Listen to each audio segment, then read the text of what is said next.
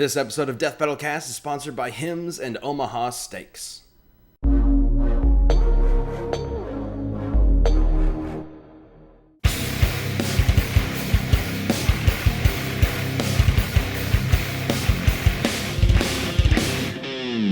Oh, hi. What up? Welcome Hey. to the Death Battle Cast. We are cast and crew of Death Battle and more, other things. Hello, I'm Ben. I voiced that character called Wiz. Nobody likes him. Everybody likes the other guy voiced by Chad. Boomstick. Right. That's Hey. this guy. That's me. Shots fired. And that's my cat just chilling in the background with her gigantic tail. Shots is a big fired tail. against myself, I guess. Take that yourself. Oh man. All right. Yeah, we got a guest, Kat, and also another guest, Genevieve. She's here. Hello, it's Hey. me. I write the things occasionally, and here to talk about that a little bit more. Yep. This is the smoothest intro we've ever had. The manic energy is Come what I'm on. looking for. I know. This is pretty smooth in comparison to most of what we do. That's very honestly, Yeah, in the very show.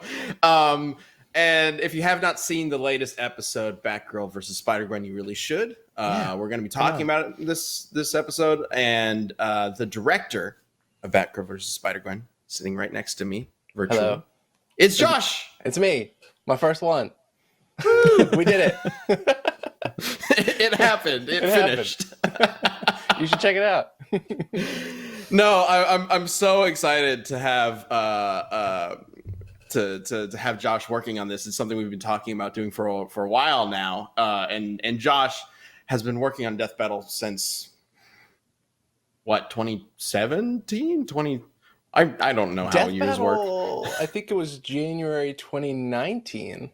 Really? I thought. Yeah. Oh, because it was like top tens. Right, top 10s and Desk of Death Battle. Desk Yeah. of, that's what I'm thinking of. Yeah. We've done other things other than Death Battle before, right? Yeah. So how was it for you jumping into this? It was awesome. It was very fun. I mean, we have such a great crew, and for the longest time, I only kind of worked as an editor and a writer. So to work as a director and kind of touch base with all the other parts of the team was really fun. Like, in this next episode, which I also directed, we can talk about that a little later. But I got to work with Luis really closely, which was fun because I've known him, but haven't really got to work one-on-one with him, and that was a blast. So for this one, similar thing. It was great to touch base with all the other great people on the Death Battle cast and crew. And then ruthlessly command them. Yeah. That's Josh's directorial style, iron Yeah. fist. All You my can't tell. pent-up aggression. Yeah, you can't tell by when Josh speaks. He's a ruthless monster. It's so obvious though. Like, look at him. There it is. Josh wants you. It wasn't to even animate. convincing. It just reminded me of your 1,000-yard stare on Extra Life a couple years ago. Still one of my favorite Josh moments. Anyway, I think it's just great because Josh, just not to gush on you for too long here, but you were originally brought in to the group because you'd worked for Watch Mojo as an editor and a writer, and we were like, oh, he'll be good for top tens. That's it. It was like, he'll be good for top tens. It'll be great. We'll see what happens then. When you said gush on, And then Josh came in and we were all like, "God damn, this guy's super impressive. We should probably give him other stuff to work on." Thank you. And it's just moved very quickly. You've been jumping around all sorts of different projects. Yeah. Being a director and in major force for RVB Zero, obviously Desk of Death Battle, basically every show we've ever worked on, since joining Rooster Teeth, you've had some hand in at some point. And now Death Battle, our longest running show, one of Rooster Teeth's longest running shows, basically, aside from RVB itself. We're almost 10 years old, guys. Literally, what? That's wild. 4 days from now, we turn 10. somebody just put that in the chat. They said Holy it's coming crap. up on Sunday. Yeah. Holy crap. Yeah, wow. Man. We should probably plan to do something, guys. We'll figure something out. You know what's crazy is coming up in June is April and I's 10-year wedding anniversary. And then I was just like, oh my God, I didn't realize those two were so closely synced. Yeah. Interesting. Now I'll never forget what year it's on. Because I'll just go to the wiki and be like, how old's Death Battle? Yeah, 13 Same. years. Yeah. Same year Death Metal started. Okay, yeah, that makes sense. Oh my I gosh. also like to point in, CSL Muramasa joined in and just said, yes, the crazy lady's back. So, Oh wow. I can neither Sorry confirm nor deny. to be, for somebody to call you that, Josh. Oh yeah. But Genevieve, first of all, hair looks awesome. Thanks. yeah. It's my second- goal to change it every time I'm scheduled to be on cast. Clearly. Second, jumping into this episode, it's a Bat versus Spider episode, which everybody thinks we do all the time, but we actually don't. This is only the third one we've ever done out of Seriously. like 10 years. But what was it like for you jumping into this and being the writer?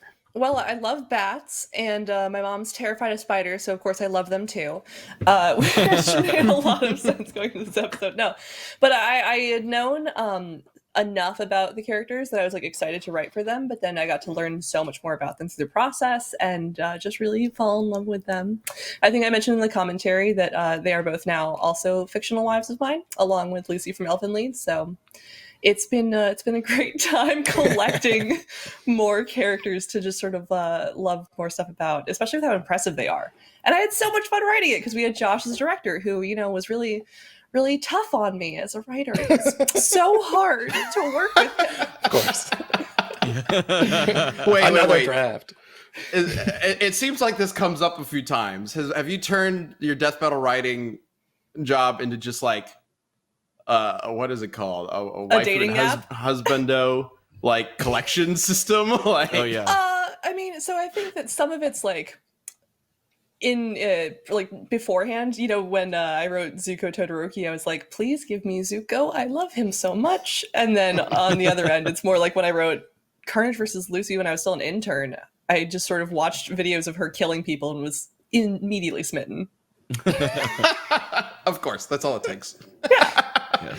I love it. Well, if you have not watched Batgirl versus Spider-Gwen, we are going to be doing a deep dive into it today. So please go watch it, or we're going to spoil the shit out of it. Yeah. So here we go. Because it's chance. Q&A day. So, all right, let's start with the first question. And Josh, I know you wanted to address this. What makes this fight different from your other Batman versus Spider-Man episode? Yeah, I mean, I think the simplest answer is just that they're different characters. Like, sure, there's similarities between Batman and Batgirl and Gwen and Spider-Man, but truly they're different characters. And if you've ever been wrong about your death battle predictions, then you should also be fully aware that we never know who's going to win a fight until we do the research. Like, you never know. There's always going to be some crazy thing that comes up in the research that can kind of tip the scales either way.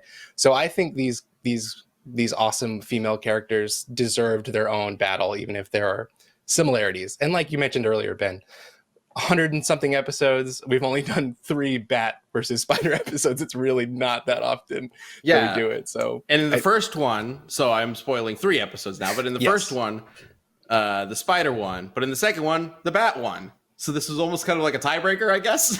Yeah. In a way. And also Gwen has such different powers, and Barbara has like a completely different mindset than Batman. So exploring those things, I think, were important as well. It's not just like I think it's kind of a disservice to the characters to just say, oh, Batgirl is just a woman Batman, and Spider-Gwen is just a lady Spider-Man with slightly different powers. Like, there's more to them than that, obviously. Yeah. And we like to, explore all of that with Death Battle. So second question, Batgirl is super smart, so why wasn't she able to figure out Gwen's symbiote is weak to noise and fire? I personally, I think that she could have figured it out with enough experimentation and time, but we just don't have that prep time in Death Battle for her to figure that out. Like, it's such a fast-paced fight because you're literally fighting to the death that even though some people might have the opportunity to realize that in a split second, Barbara didn't have enough time and then ability to react to that from my perspective. Like when we were analyzing it, she is quick and smart, but then Gwen is faster and just stronger. Yeah. Something one of the reasons why we changed the pre-fight quote, we used to say like, all right, the commands are set, let's end this debate once and for all. Now we say, and we've run it through all the possibilities, because there are so many different ways these fights can end, or these fights can go about. And yeah, of course, there are going to be versions of the fight where Batgirl does figure that out and takes advantage of it before Gwen can spoilers, win. But just not the majority of the time, based on what we were able to find and deduce. I mean, that's how every episode of Death Battle works, really. Yeah. Question 3, what were the most difficult and best parts when it came to making this episode? That's a good question.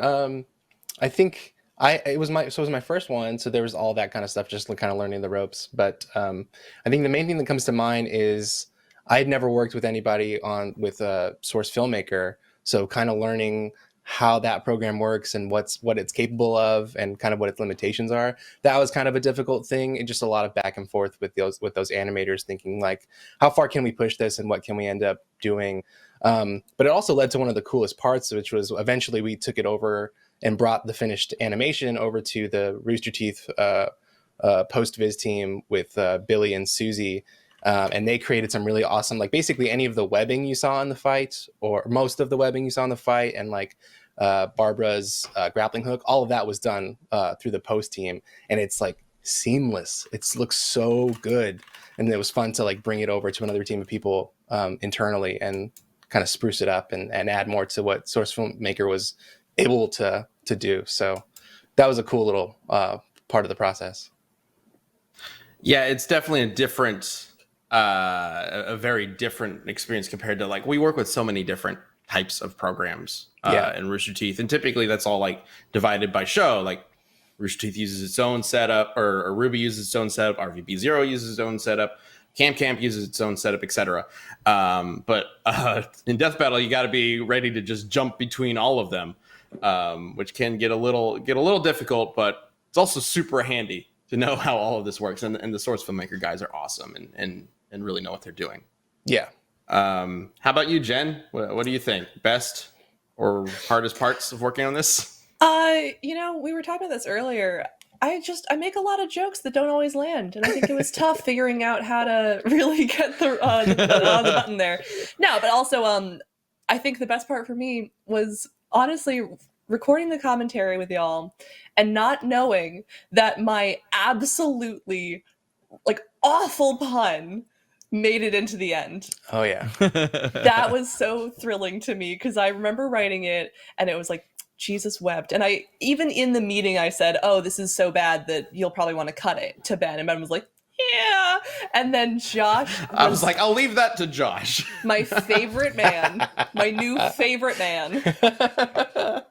There wasn't a version of this episode without it, truthfully. Like Nick put it in, and if he hadn't, I would have asked him to. So yeah, it was. I have so many people to thank. The Academy, Josh, Nick. Did I even throw alts for that one, or did I just go with it because it was so bad? I don't remember. I don't think you did. I think I just went with it. I think. There you go. Because it was added on. There was another pun, and then Jesus Wept was just added on as a second pun. Purely because Genevieve wanted to get your reaction to getting to that point in the script and reading it, which we did send her after that. It was, I think the original intent was, we'll just get Chad's reactions. It'll be a funny thing, and then we'll move on. But no, we kept it in the end. Oh, I want to see Chad's reaction. I didn't get that clip. I think it was literally just, we're not putting that in, are we? Yeah. That's awesome. Because I already hit you with Batgirl turned into Splat Girl, and I was like, that's terrible. Love it. Keep going. Yep. What's even worse? I'm extra sensitive when it comes to changing your puns because I know how much they mean to you. Okay, okay, now that I'm like more secure in my spot as a death battle writer, it's okay if you change a pun or two. When I was like a little baby intern, I was so protective of my puns. You were. I remember. The like sadness and frustration in Chad's voice there. It's like, oh, the freaking puns. Well, no, I felt bad if I changed them because I saw you were like, okay. Like, you know, I was like, oh, now I feel bad.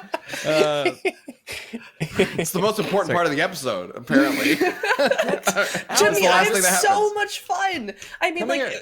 half of it is me getting excited about the characters and their abilities and like how to like convey that information in a fun way to the watcher, and then half of it is me laughing at my own jokes and puns and just being excited to like make people hurt with them. Yep. It's not even There about you making go. them laugh. It's about making them hurt. Yeah. Yeah, I want a Come here. physical cringe when you hear my puns half the time, because like that Schadenfreude, that like happiness is so pure to me. That's it. That's it. If you want to be a successful writer, just make it hurt. Yeah. There you go. Apparently. Make it hurt. All right. Next question. Unless you had something, Chad. Oh no, just my cat's trying to kill herself. Stop it. Oh no. Like in the wires. She is addicted to chewing on my old Xbox 360 power cable, which is still hooked up for playing Third Strike, and like she's gonna get National Lampooned. And so like normally I try and keep her out of here, but then she gets in there, she's doing it again. Stop. You're going to die. It will kill you. There you go. She free. Baby. Hi. Aw. She looks like She she wants to loves it. murder us. She loves this. She looks like she's so excited to be there. Bye. She'll be The back. yell. She'll be back in like 3 seconds. She doesn't give a shit. Like you piss her off, and then she'll just come right back and be like, "Still pet me though." All right. The next question is, okay, so this gets into one of the calcs. You compared two explosions, but applied a smaller number to the one that was obviously much bigger. How does that make sense? Well, And I think this was specifically because it was about the point of impact and not the explosion Right. itself, correct? Right. Yeah. It's really important to take in consideration like how far Batman is, how far away he is from the point of him, or not from the point, but from like the epicenter of the blast. It's a bigger blast, but because he's so much further away, that's where you get those two different numbers from. So And Spider-Man was basically Like, right right in there. front of it. Yeah. So different numbers. So it's not necessarily the calculation of the blast itself. It's the calculation of the impact that it had on the characters based on Right. their distance. because that's what's important. Yeah. That's what I mean, you know, getting into scaling and whatnot, especially like it can get super tricky, but like I think that was a really good way to sort of kind of gauge a general limit that those sorts of power sets, quote unquote, can have. So I think it makes sense. maybe But it's a little weird, I know. maybe the real explosion were the epicenters we found along the way. Sure, there we go. All right. We just had an episode with Venom in it a few weeks ago. Did you intend to do 2 episodes with the Venom symbiote so close together? No. Nope.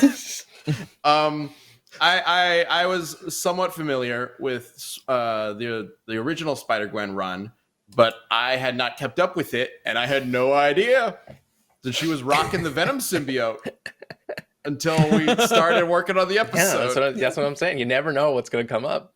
Yeah. I had no idea. I knew she had some differences from Spider-Man, but not quite that different.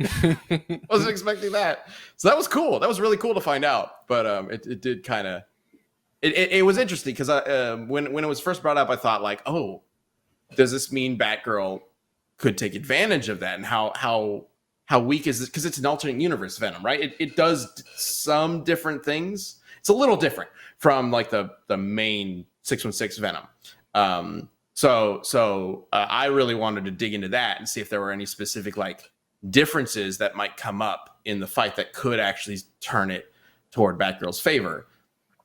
Wasn't really anything quite like that, but it did present an entirely new question that I wasn't even expecting to come up, and that's always like both a little frustrating because it means that there's more work to do. We got to really dive into this whole other thing. It's going to take a lot longer to figure out the winner, but also like really exciting because it means we're going to have like a twist in the episode potentially that nobody else is going to be expecting. And I love that.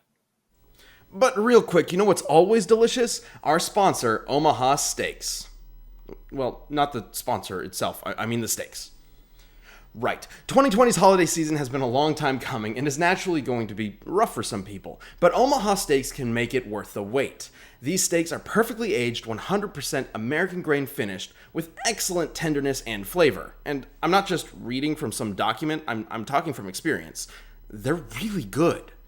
And it's not just steaks. The Deluxe Grillers assortment includes a wide variety of entrees, sides, and desserts. Deliver the perfect gift or send yourself something special with Omaha Steaks delivered directly to your doorstep. That's the world's greatest steaks, plus premium meats, easy meals, everything you need for a memorable gift. Or to stock up for yourself. Why not? Get a jump on gift shopping with Omaha Steaks today, all backed by a 100% money-back guarantee. Also, when you order the Deluxe Grillers assortment, you get 4 free Omaha Steaks burgers and a free digital meat thermometer. This one, actually, it's pretty legit. By using the code DBC at omahasteaks.com. An awesome deal you won't find anywhere else. All right. Now back to the cast. Let's see. If Batgirl's suit is strong enough to withstand knives, how did Gwens Claws even cut her? Plot hole. It's impossible. Exposed. Dang it. That's She's superhuman. well, yeah, that would be my explanation for it. Apart from, oh, Genevieve, bad writing. Come on, Jen. Yeah, I should have been on it. I should have been calculating the strength of a symbiote myself on like a notepad, in a whiteboard. I think I was comfortable chalking that up to like trying to come up with a cool, entertaining, epic killing blow. Because I mean, even if they weren't strong enough to cut through, she could have stabbed her in the mouth through that opening, but that's a gruesome death that we didn't want to do. We're back to the mouth. Are we with bat people? Sorry. The weakness that I have always talked about. Anyway. I just wanted it to be Splat Girl at the end. That was like honestly, one of my thoughts while writing the fight before even starting the host script. I was like, I want the pun to be Splat Girl. You already had the pun picked out. It was already going to be Splat Girl. We discussed the ending move. We discussed the killing blow, and I was like, I kind of want it to be bloody because I want it to be splattering all over the place for no specific reason other than personal preference. I love that.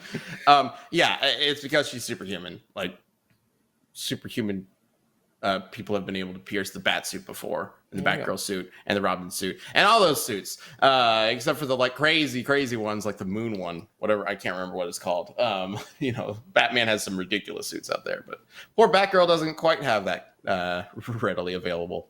But yeah, on that note though, like we do have, more often than not, we will have a pretty hefty chunk of time dedicated to a writing meeting just talking about how we want to kill another character. Mm-hmm. And it's a little weird sometimes, right? Like, I don't know. Sometimes it feels a little creepy talking about how we can make this death like super brutal or super like intense or whatever. But you don't think about that a lot? Well, tend not to try to think about how to kill people. I have to live up to the crazy lady moniker now. Yeah, I was about to say, you're really doubling down on that, Genevieve. My God. No, I promise I haven't killed anyone recently, so. There you go.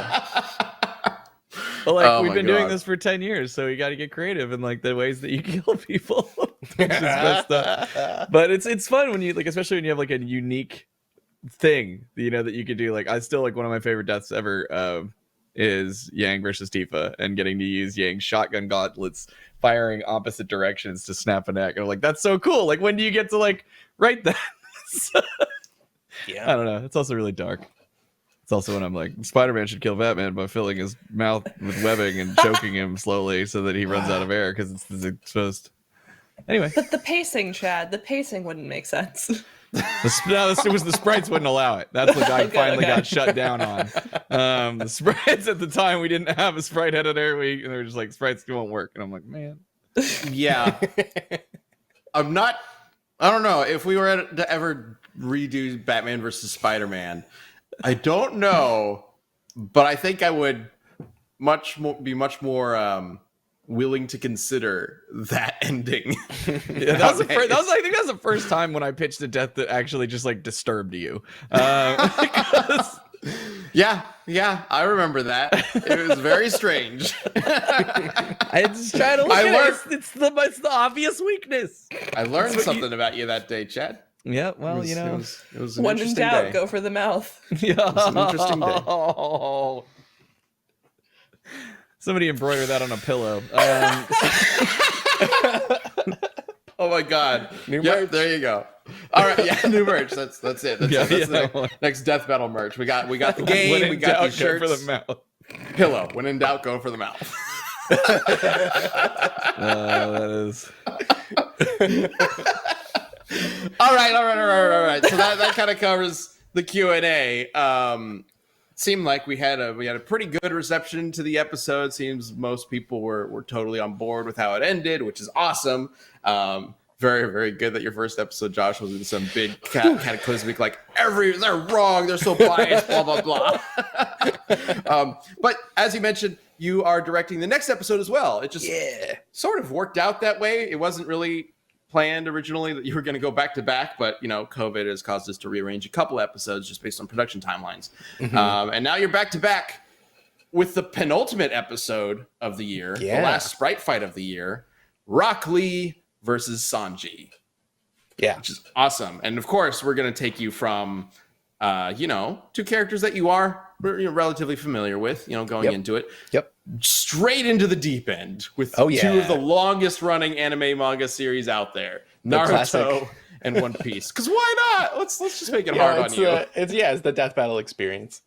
Yeah. Get thrown into the deep end. Right into the fire. Great. It was great. It's perfect. It's kind of like when Nick was first starting with an episode, we were like, when he first wrote one, bad for we're like, oh, we'll give him a fighting game matchup. It won't be that complicated. Like, there's a lot to it, but it won't be that complicated. And then he was like, his mind broke from Blaze Blue and Guilty Gear. Because they were so freaking complicated, especially Blaze Blue. Oh my gosh. Yeah, we felt bad about that. I feel like that is what happens though, because like my first solo episode was Aquaman versus Namor, and I think my next ep is also a comic ep, and I straight up asked Ben, I was like, "Can I please not do comics for a while, please?" Yep. I remember that. It's just the way death battle works sometimes, especially because like we do some preliminary research for each matchup right before we jump into. Before we assign it to everybody and start the work on the episode, and we aren't going to necessarily like figure out exactly who wins and how from that sort of like early research, but it's mostly just to find out like, is there something interesting here? Is it worth exploring as an episode? Can we essentially devote time and resources, a lot of time and resources to that research and writing process, and will this make a good animation? And we don't always know exactly how that's going to turn out, even after all that. How much, there's going to be to go through, how long it might take to figure out who would win. It's always a surprise. And that's a good thing and a bad thing sometimes. Yep. How we're going to present origin stories when there's like 6 different versions of them. Definitely, I think the toughest part about it is when we have like winning streaks of a certain franchise. And I think a lot of people might look at Death Battle, especially after the fact, after all these episodes are out, and they'll look through a list of episodes that came out in the same year or whatever and be like, oh, interesting. They chose a bunch of matchups where like Marvel won or DC won. Seems like they had an agenda here or whatever. And it's like, oh my God. Nope, we had no idea. We had no idea what we were in for at any point. That's just kind of how the show works. If we were going to structure the show around wins so that there was always some sort of balance, it would take a lot longer because we would basically have to finish a bunch of episodes and then start working out the release schedule and whatnot. And yeah, it would be a nightmare. Frankly, it would be a lot. And I'd rather just make more episodes for you guys than have to deal with that because there are so many matchups that people want to see. But anyway, Sanji versus Rock Lee is going to be awesome. That comes out in 2 weeks. I'm really excited for everybody to see what Josh and Luis have been working on and the rest of the Sprite team. There's some cool stuff in this fight. Luis has I'm super proud of him. He keeps like pushing the limits of sprite animation and just animation in general, and he's done something with this episode that is completely unique to Death Battle. Yeah, that's really cool. Excited to talk about it with him. But something big as well. We do have an announcement for who is voicing Sanji Rock Lee. So Sanji is being voiced by Yang Ye, the gaming YouTuber. Some of you probably know him. He also actually voiced Homelander for us in our The Boys episode. Real brief cameo, but now he has a full character, or a full episode, featured episode character. Sure. And then Rock Lee is being voiced by Mark Phillips of RCD World, who's awesome. Oh, really? Yeah, it's awesome. Oh my God, god, so fun to have him come in. He actually like came into our studio to record that VO. It was really fun to see him. Yeah, dude, their videos are so flippin' funny. If you haven't, go check them out. RDC World. Yes. And also, while we had him in the booth, I'll try not to be too specific, but while he was here, we got him to do all of the Rock Lee stuff, and he knocked it out of the park, and it was really, really fun. But we were like, hey, if you have like 5 more minutes, you should stick around and maybe do a little cameo for RBB Zero. So for the rest of the season, keep your ears peeled for a familiar voice in RBB Zero. I don't think that episode's out yet, is it? It's not. Yeah. No. Okay. I think it'll be out the day that Sanji Rock Lee comes out. Nice. Oh, I think it will. I think you're right. Yeah. Or at least for first members. Yeah, for first members. Yep. Now you know what episode it is. But that's true. Yeah, keep your ears peeled in the future. Actually, it's this one right here. Here's the time code. Maybe you'll find it though. Who knows? That's really funny.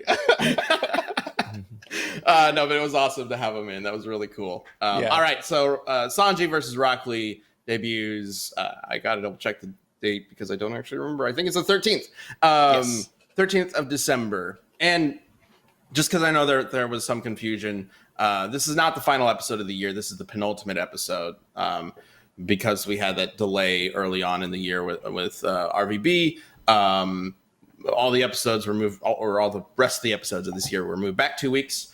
So this is episode 19 of the year. We're still doing 20, technically 21 if you count the boys episodes. So there will be a season finale after that in like the last week of December, I think. It's like really late. December 27th. Like literally the last week of the year. We'll right when the finale. CPM plummets.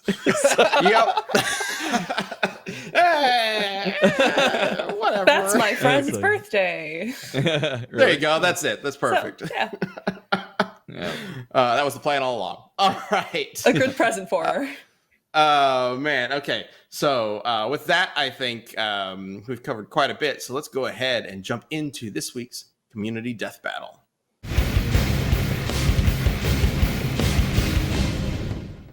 But before we move on, a quick word from our sponsor. Hey, you know what's super awkward to talk about? Erectile dysfunction. Yep, that's what the sponsor's here to help with. But you know them. It's Hims. Because, look, getting help for ED doesn't have to be awkward or embarrassing. And Hims has an easy solution to all of this. You can get connected with medical professionals online for a confidential appointment. If everything checks out, you can get prescription treatments sent right to your door in discreet packaging. It's a nifty and neat way to take care of something as important and personal as this. Try Hims today by starting out with a free online visit. Go to forhims.com/casted, that's casted with an ED at the end, for your free visit. That's forhims.com/casted. forhims.com/casted. Note that prescription products are subject to medical provider approval and require an online consultation with a medical provider who will determine if a prescription is appropriate. See the website for full details and safety information. That's important. Please be safe. Remember, that's forhims.com/casted. All right, now back to the show. I love that we've just given up on what's going on. Like, it's Well, it always depends on, for me, like how far into the show we are. Oh, Like, yeah, I know. we're like 35 minutes in, so it's time to just do the community death battle. Also, I don't know if you guys have anything you want to talk about, but anyway, this week's community death battle is between. Oh, right. Oh my god. I don't even know where I don't to think I start wasn't with here this last one. week, right? Were you? Yeah, I wasn't here last week. You guys Oh, had to yeah. pre-record and it wouldn't work for my schedule. Oh, right. Well, get ready because this week's community death battle, as suggested by, I believe this was Luis's idea, Oh god. Harry the Platypus from Phineas and Ferb Okay. versus Monkey, specifically the Dial M for Monkey From superhero Dexter's monkey Lab? from Dexter's Laboratory. Okay. Well, So let's figure that one out. It's Monkey. Monkey's I think got, it's like, Monkey, right? Yeah. Monkey has like telekinesis and shit. Like Harry's great and all, and like super trained. Well, like, he's But fought he's lot a of stuff, but, like, spy platypus. Okay, hang on. I need to double check because I feel like we looked into this and Perry has telekinesis as well. No. Of course. Pretty sure he does. Yeah. Okay, so powers. Oh no. Hang on one second. My computer is not. Powers. Superhuman physical characteristics. Toon force. Venomous spurs. Platypus. Yeah. They They also glow under ultraviolet light. teleportation and telepathy. Not telekinesis, but he can teleport. what? Also, he can shoot magic. He has to have a Apparently. device that can do that. I think so. I think that's what it was. I want to see. Apparently, Versus Battle Wikis has pages for both of these guys, so I'm That's looking that up right now. But as always with the community death battle, we do ask you all to let us know who you think should win and why using hashtag DeathBoutCast on Twitter. So let's go ahead and bring up the first answer for whichever one it is. I don't know. We'll figure it out. All right, this one comes from Zachary. Not even going to try on that last one. Zach Neb. While Perry does have the tactical advantage with his gadgets, Monkey is a super-powered being with super strength, speed, and durability. The boys will be asking, "Where's Perry?" after the fight is done. This fight is done. Nice. Oh. Okay. And it just cuts. So yeah, hey, where's Perry? And then it just cuts over to his corpse. The bloody mess on the ground. All right, well, let's see what Perry's got to offer. Noah Carlson says Perry, because his abilities, time in combat, intelligence, and tech would allow him to win, although Monkey would have a little bit of an upper hand in close quarters combat because of his tail. Interesting. Okay. Well, also, Okay, You know, I need to do research. monkeys can this like is driving me use nuts. their hands for things, and a platypus cannot. And I feel like that's a very deciding factor in a lot of ways. Well, Perry can. Perry does have thumbs. Yeah. I forgot that he's a weird ass blue thing.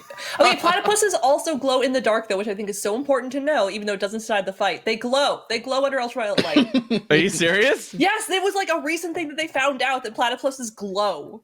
All right, let's be real here. Like, God didn't make that creature, right? That was like that just sold it for me. Like, it was like genetic mutation, like somewhere, like some radiation, like just made that thing happen, and the glowing dolphins- just finally sold me on it. The That dolphins or- aren't actually the aliens that exist among us. It's the platypus. The platypi?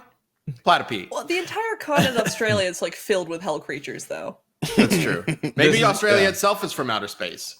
The plants, Oh. plants I think will that fuck you explains up. everything. Yeah.